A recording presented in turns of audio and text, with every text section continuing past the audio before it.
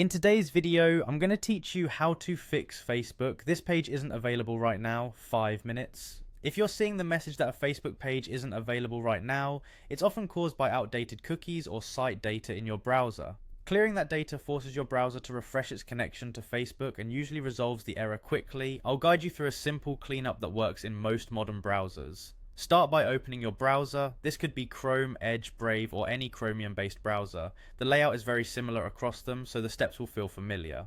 Next, look for the three-dot icon, typically in the top right corner of your browser window. That menu is where you'll find most of your browser's controls and settings. Go ahead and click it to open the menu. From there, choose Settings. This takes you to the main control panel for your browser, where you can manage your privacy, security, and saved data. If you don't see settings right away, it may be labeled as preferences in some versions, but the idea is the same. Once you're in settings, navigate to privacy and security. This section is dedicated to what your browser keeps on your device, things like cookies, site data, and cached content. It's the place we need to be to fix the Facebook error.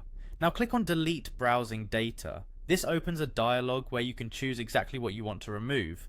Don't worry, we're going to be selective so you don't lose anything you don't intend to.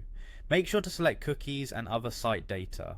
This is the key option that clears the TinyFiles website store to remember your session. You can leave other options like browsing history or cached images unchecked if you'd prefer not to remove them. Keep in mind that deleting cookies will likely sign you out of websites including Facebook, so be ready to log in again afterward. Finally, click Delete Data to confirm. Your browser may show a quick progress spinner while it clears the information. Once that's done, the stored Facebook data is refreshed, which often removes the page isn't available right now message. That's it. This quick cleanup fixes many display and access issues caused by stale cookies.